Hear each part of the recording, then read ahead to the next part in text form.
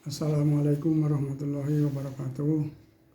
Anak-anak sekalian yang Bapak cintai, Alhamdulillah hari ini kita bertemu lagi, yaitu dalam pembelajaran mata pelajaran PPKN kelas 8 ya.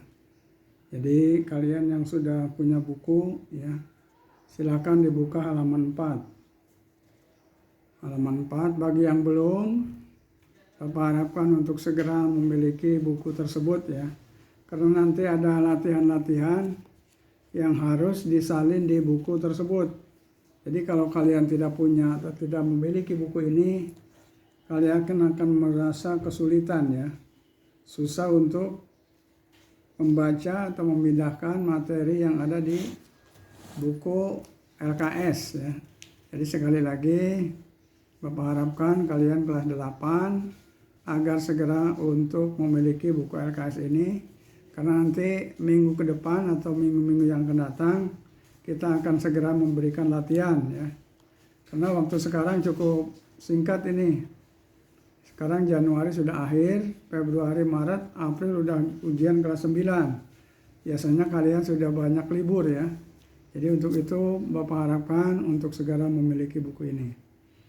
Baik anak-anak sekalian, kalian bisa lihat yaitu di halaman 4. Bagian A yaitu kondisi bangsa Indonesia sebelum tahun 1908.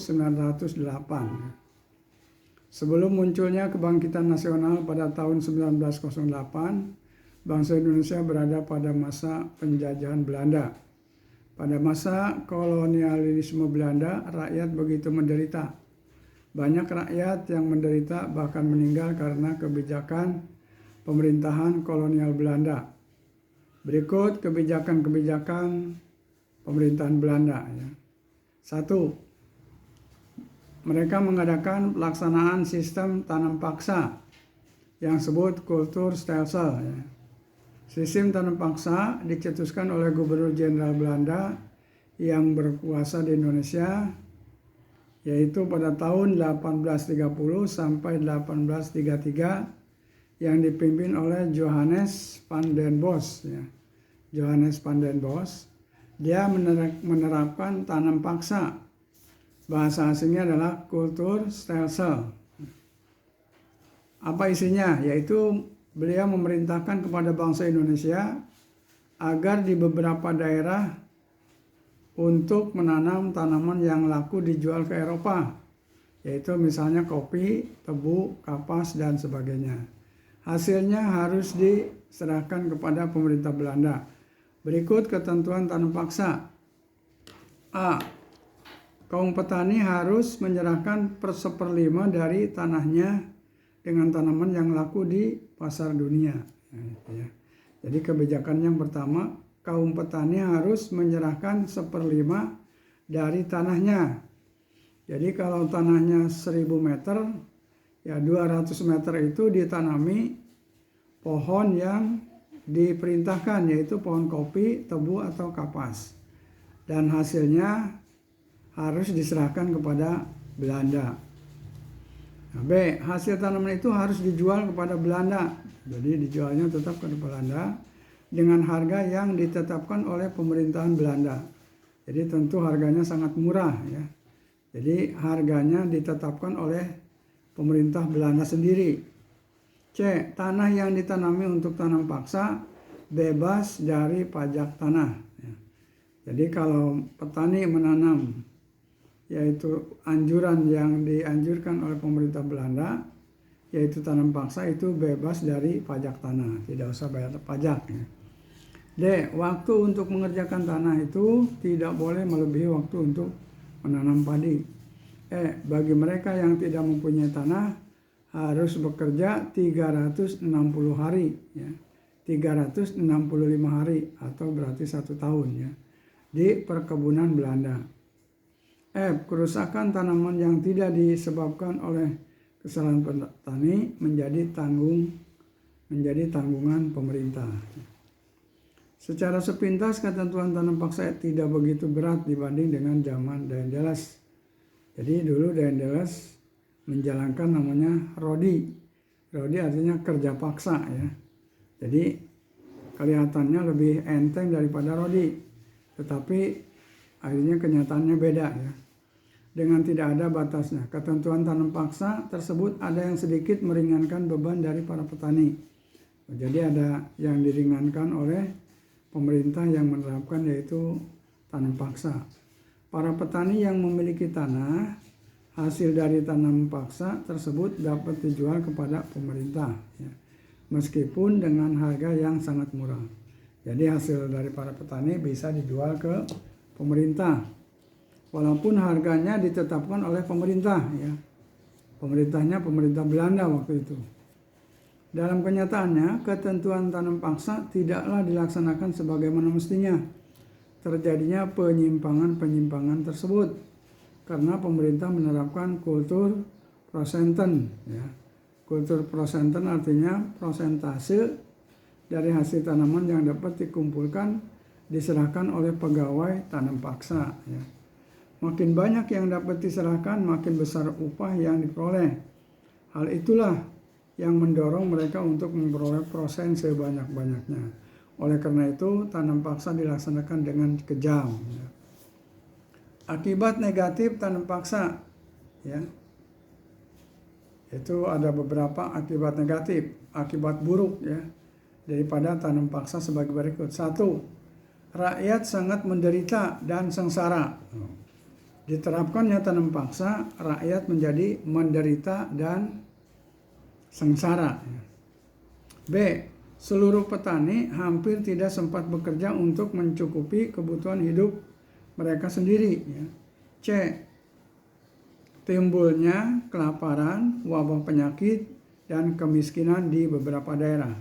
D. Banyak rakyat yang meninggal, seperti di daerah Purwodadi, Demak, dan Kuningan. Tanam paksa bagi pemerintah Belanda sangat menguntungkan. Hasil kultur sel-sel tersebut mendapat keuntungan kurang lebih 823 juta rupiah.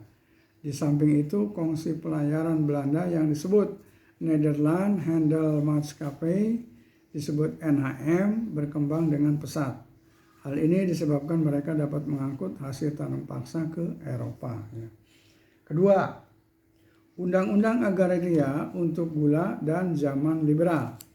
Selain harus melakukan sistem tanam paksa, penduduk Indonesia juga dibebankan dengan Undang-Undang Agraria, yaitu Undang-Undang Gula dan Liberalisme. Penjelasannya seperti berikut ya. A. Undang-Undang Agraria. Pada tahun 1870, Menteri Jajahan De Waal menerima Agrarische Wet atau Undang-Undang Agraria, isinya sebagai berikut. 1. Tanah di Indonesia dibedakan atas 2 macam, yaitu tanah rakyat dan tanah pemerintah. Itu hasil Undang-Undang Agraria. 2. Tanah rakyat dibedakan atas tanah milik yang sifatnya bebas dan tanah desa untuk keperluan penduduk desa yang sifatnya tidak bebas. Tanah rakyat tidak boleh dijual kepada bangsa asing, tetapi boleh disewakan dengan aturan-aturan tertentu. 3. Tanah pemerintah dapat dijual untuk menjadi hak milik atau disewakan kepada orang swasta bangsa Eropa dalam jangka waktu panjang atau 75 tahun untuk ditanami hasil bumi yang laku di pasar dunia, yaitu kopi, teh, tembakau, dan karet.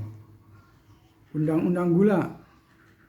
Bersamaan dengan diterimanya Undang-Undang Agraria, diterima juga yang namanya Suikerwet atau Undang-Undang Gula pada tahun 1870. Suikerwet menetapkan bahwa sawah dapat disewakan kepada kaum pengusaha swasta dalam jangka waktu pendek 5 tahunan. Undang-undang ini diadakan untuk kepentingan kaum pengusaha gula karena perkebunan tebu tidak cocok berada di daerah pegunungan. Dengan adanya peraturan-peraturan tersebut, berkembanglah ekonomi yang sifatnya liberal bagi pengusaha swasta Belanda. Tetapi kolonial bagi bangsa Indonesia, sumber daya alam Indonesia dimanfaatkan bagi kepentingan Belanda melalui penanaman modal swasta sebagai berikut. 1. Di Sumatera Timur dibuka perkebunan tembakau yang terkenal dengan tembakau Deli, kelapa sawit, karet, serat nanas, teh, dan kopi. Kemudian yang kedua, berkembang pertambangan minyak di Sumatera, Kalimantan, dan Jawa. Dibuka pula yaitu pertambangan timah di Bangka, Belitung, dan Singkep, serta pertambangan batu bara di Sumatera Barat dan Sumatera Selatan. 3. Sebagai cara untuk memperlancar pengangkutan hasil-hasil perkebunan dan pertambangan, di darat dibangun jalur kereta api dan di laut dibangun pelabuhan dan perusahaan kapal. Ini jadi untuk meringankan pemerintahan Belanda ini, mempercepat yaitu jalur angkutan ya, di darat maupun di udara ya. Di darat maupun di laut. Di darat mereka membangun jalur kereta api, sedangkan di laut yaitu mereka membangun pelabuhan kapal ya, kapal laut. Sejak dikeluarkan Undang-Undang Agraria dan Undang-Undang Gula pada tahun 1870, Indonesia benar-benar terbuka bagi setiap pengusaha swasta Eropa. Dengan demikian, pada masa itu sistem tanam paksa diganti dengan politik pintu terbuka. Politik pintu terbuka lahir karena desakan paham liberal ya. Jadi kebebasan berdagang ya, yaitu dengan orang-orang Eropa. Oleh karena itu masa antara tahun 1870 sampai 1900 disebut zaman liberal, yaitu masa terbukanya usaha-usaha pertambangan di Indonesia dengan bangsa-bangsa Eropa. Dibukanya perkebunan swasta di Indonesia, maka Hindia Belanda merupakan daerah penghasil perkebunan yang sangat penting ya. Hasil-hasil perkebunan itu diekspor ke Eropa. Kehidupan rakyat pada zaman liberalisme. Pada zaman liberalisme, rakyat Indonesia tetap saja menderita. Ya. Faktornya, 1. Rakyat yang bekerja di perkebunan dan pertambangan perusahaan swasta Belanda mendapat perlakuan kejam, ya, seperti budak belian pada masa sebelumnya. Jadi tetap saja bangsa Indonesia yaitu menderita karena diperlakukan sebagai budak. Budak itu adalah anak-anak ya suruhan ya, semuanya mereka dianggap binatang itu. Makanya itu sangat kejam sekali. Contoh kekejaman tersebut dengan adanya sistem Vionel sanksi ya, artinya sanksi hukum yang diberikan kepada pekerja perkebunan dan pertambangan yang melarikan diri. Jadi kalau ada bangsa Indonesia yang melarikan diri sebagai karyawan atau sebagai buruh, itu akan dikenakan sanksi berat ya, akan dihukum seberat-beratnya oleh bangsa Belanda ya. 2. Meskipun ada pekerja yang mendapat gaji ya, namun jumlahnya sangat kecil sehingga gaji tersebut tidak cukup untuk memenuhi kebutuhan keluarga. Nah, sekarang ada itu karena tindakan Belanda itu sangat kejam, maka di Indonesia terjadi perlawanan ya. Itu di halaman 6 ini kalian baca, yaitu beberapa pahlawan dari daerah-daerah mengadakan perlawanan. Seperti yang pertama ini perlawanan Patimura, yaitu pada tahun 1817. Mereka yaitu di Maluku ya. Mereka mengadakan perlawanan di Maluku kepada pemerintah Belanda. Apa sebabnya? Karena pemerintah Belanda ingin menguasai yaitu rempah-rempah yang ada di daerah mereka, yaitu ingin monopoli Belanda.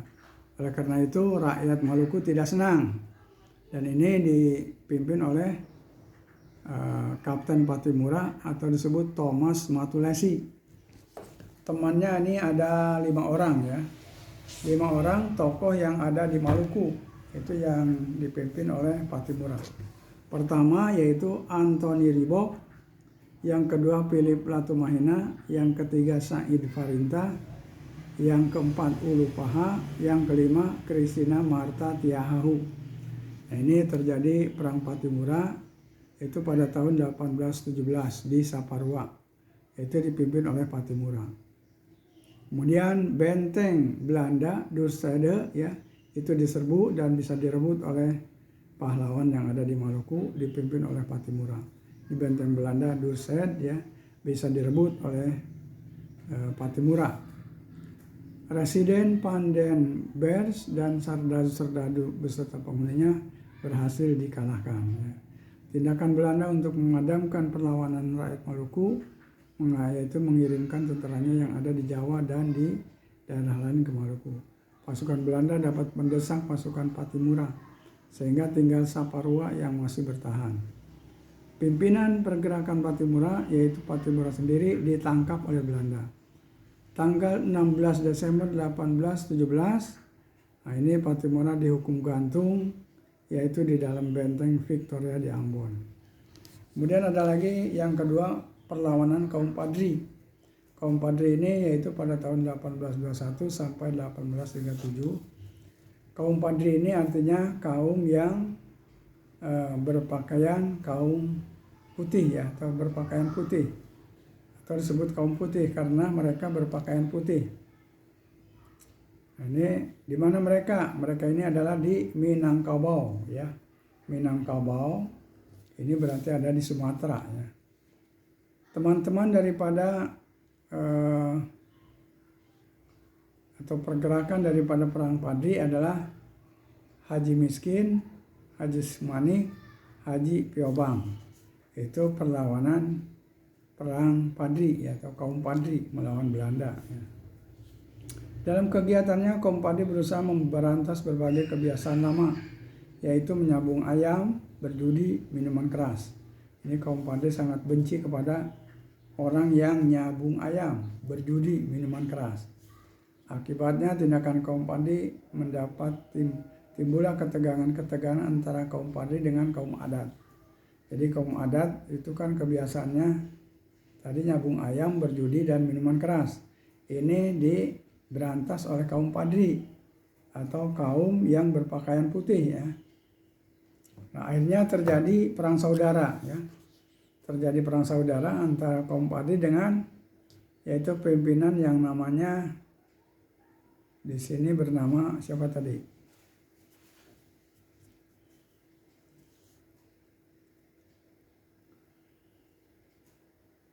Kaum adat ya. Kaum adat ini dipimpin oleh Tuanku Suroaso ya. Suroaso ada di sini, kamu pelajari aja. Ketegangan antara kaum Padri dengan kaum adat. Jadi ketegangan ini memuncak dan menjadi pertikaian bersenjata. Golongan Padri berpusat di bagian atas, yaitu Bonjol, Lintau, Agari, dan Tanah Datar. Mereka menyusun pemerintah sendiri di bawah Raja Ampat. Pertama kali pimpinan dipegang oleh Tuanku Nanrenceh. Selanjutnya dipimpin lainnya seperti Datuk Bandaharo, ya, Tuanku Pasaman, dan Datuk Malimbasa. Datuk Malimbasa disebut juga Tuanku Imam Bonjol ya. Kaum adat dipimpin oleh Tuanku Suroaso. Kaum adat meminta bantuan kepada Belanda. Nah, ini berarti berkhianat. Orang Indonesia minta bantuan kepada penjajah ya. Ini kan berkhianat kepada bangsa. Sehingga pada tanggal 10 Februari tahun 1821 ya, ini terjadi perang saudara ya. Kaum Padri ternyata dapat melawan tentara Belanda yang lebih sempurna persenjataan sehingga Belanda terpaksa mengadakan perdamaian pada tanggal 22 Januari 1824, yaitu perjanjian Masang dilanggar oleh Belanda sehingga pecah perang lagi ya. Nah, kemudian pada tanggal 25 Oktober 1833 ini Belanda mengadakan perjanjian yang disebutnya Plakat Panjang ya, Plakat Panjang. Isinya apa? 1. Penduduk dibebaskan dari pajak yang berat. 2. Daerah-daerah boleh mengatur pemerintah sendiri. 3. Belanda berhak menengahi perselisihan antar penduduk daerah. 4. Pemimpin-pemimpin rakyat akan digaji bulanan. Kaum Padri tidak menghiraukan Plakat Panjang tersebut. Mereka terus mengadakan perlawanan. Jadi kaum Padri ini tidak menghiraukan anjuran daripada pemerintah Belanda ya. Walaupun pemerintah Belanda itu mengadakan perjanjian yang namanya Plakat Panjang, isinya 4 poin ya. Kaum Padri tetap mengadakan perlawanan. Sebagai upaya membinasakan kaum Padri, Belanda menjalankan siasat yaitu pengepungan rapat-rapat dan memutuskan hubungan Bonjol dengan daerah-daerah lain. Setelah berhasil, barulah dilakukan serangan umum di bawah Letnan Kolonel Michel orang Belanda pada tahun 1837. Dengan susah payah Belanda berhasil merebut Bonjol. Jadi Imam Bonjol bisa dikuasai oleh Belanda. Tuanku Imam Bonjol sempat menyingkir, tetapi setelah ditipu sewaktu diajak berunding, ia ditangkap dan diasingkan ke Cianjur. Selanjutnya dipindahkan ke Ambon dan akhirnya ke Minahasa sampai wafatnya di Minahasa. Tanggal 6 November tahun 1864, ini wafatnya Imam Bonjol. Ya. Kemudian perlawanan dilanjutkan oleh Tuanku Tambose. Ya. Tambose akhirnya dapat dipatahkan Belanda pada tanggal 28 Oktober 1837. Kemudian ada lagi perlawanan melawan Belanda yaitu yang disebut perlawanan di Diponegoro 1825 sampai 1830. Ini terjadi perang Belanda atau di Pangeran Diponegoro.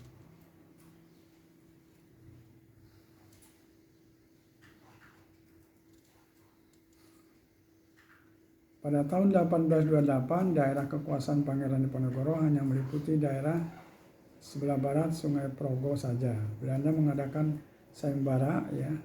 Sayembara itu ya penawaran gaji atau upah, ya. Perlombaan siapa yang dapat menangkap Pangeran Diponegoro hidup atau mati itu akan diberi upah atau hadiah sebesar 20.000 ringgit pada waktu itu, ya. 20.000 ringgit. Kalau masa sekarang kita misalkan 20 juta, ya. Siapa yang bisa menangkap Pangeran Diponegoro, ya, hidup atau mati, itu Belanda akan memberikan hadiah 20.000 ringgit. Kalau uang kita misalkan 20 juta, ya. Belanda juga memujuk para pengikut Pangeran Diponegoro agar menyerah tanpa diberi hukuman. Cara yang demikian hanya menunjukkan kelemahan di pihak Belanda sendiri. Sejak tahun 1829, kedudukan Pangeran Diponegoro menjadi sulit. Kiai Mojo yang telah membantunya ditangkap oleh Belanda. Sentot Alibasa Prawira Dija juga menyerah setelah dibujuk oleh Belanda. Jadi Pangeran Diponegoro ini jadi kewalahan, ya. Pangeran Diponegoro ditangkap oleh pasukan Belanda yaitu pada tahun 1830, ya. Pangeran Diponegoro bersama Belanda mengadakan perundingan di Magelang. Sebelumnya kan perundingan Belanda berjanji kalau perundingan gagal, Pangeran Diponegoro boleh kembali dengan merdeka. Ini hanya bujukan saja, ya. Akan tetapi dari semula Jenderal de Kock sudah mengatur penangkapan Pangeran Diponegoro seandainya perundingan gagal, ya. Perundingan itu pun gagal, maka Pangeran Diponegoro membentuk negara yaitu merdeka ditolak oleh Jenderal de Kock. Jadi yang membujuk Pangeran Diponegoro namanya Jenderal de Kock, ya. Pangeran Diponegoro ditangkap dan cepat dibawa ke Semarang. Dari Semarang dipindah ke Batavia. Dari Batavia diasing ke Manado. Pada tahun 1834 dipindah ke Ujung Pandang, sekarang Makassar, sampai wafatnya tanggal 8 Januari 1855, ya. Jadi itulah cerita perang daripada Pangeran Diponegoro, ya. Dan terakhir itu ada perang Aceh, ini juga sama, melawan pemerintah Belanda. Terjadi pada tahun 1873 sampai 1904, ya. Pembantu-pembantu atau pelaksana perang Aceh itu ada beberapa orang, ya, di sini. Yaitu di situ ada Panglima Polim, Teku Umar, Teku Cik Ditiro, ya. Kemudian ada Cut Mutiah, ya. Ini mereka mengadakan perlawanan kepada Belanda, ya. Pimpinan perang dipegang oleh Letnan Kolonel Penhals. Perangan kali ini dapat menghantam orang-orang Aceh dan tempatnya sendiri. Pada saat pertempuran di Melaboh bulan Februari 1899, Teku Umar gugur, ya. Jadi Teku Umar, ya, itu tertembak oleh pemerintah Belanda. Perlawanan dilanjutkan oleh Panglima Polim, ya. pada tahun 1903. Ia meletakkan senjata di Lok Sumawe. Oleh karena itu banyak pula pemimpin yang menyerah karena kekurangan senjata dan pembekalan, termasuk Cut Nyak Dien yang tertangkap pada tahun 1905. Pada 1904 Aceh sudah dapat dikuasai Belanda ya. Jadi akhirnya Aceh bisa dikuasai Belanda pada tahun 1904 ya. Dan Belanda mengadakan perjanjian. Perjanjiannya disebut Plakat Aceh ya. Apa itu Plakat Aceh? Isinya ada 3 ya. 1. Aceh mengakui kedaulatan Belanda atas daerahnya. 2. Aceh tidak akan berhubungan dengan negara lain. 3. Aceh menaati perintah-perintah Belanda. Nah ini. Jadi kalau dilihat bunyi daripada plakat ini sangat mengekang atau sangat membatasi, yaitu rakyat Aceh ya. Dan rakyat Aceh harus mengakui kedaulatan Belanda, kekuasaan Belanda yang ada di Indonesia ya. Rakyat Aceh juga tidak boleh minta bantuan kepada negara lain. Nah, jadi itulah kegiatan-kegiatan bangsa Indonesia pada tahun 19 atau sebelum 1908. Jadi kenapa selalu kalah? Karena kita belum adanya persatuan waktu itu ya. Perlawanan dilakukan di masing-masing daerah saja. Itu akan diperjelas nanti di pertemuan kedua ya, di halaman 9. Bagi yang sudah punya buku silahkan dibaca halaman 9 nanti. Itu lanjutan daripada kegiatan-kegiatan perlawanan bangsa Indonesia kepada pemerintah Belanda ya. Sekian dari Bapak untuk hari ini ya. Bapak ucapkan selamat belajar di rumah, dan nanti kalian akan mengikuti tes ya. Tes tes tengah semester, kemudian tes akhir, dan juga latihan-latihan. Oleh karena itu harus segera memiliki buku yang disiapkan oleh sekolah untuk membantu kalian belajar di rumah ya. Sekian, akhir kalam. Assalamualaikum warahmatullahi wabarakatuh.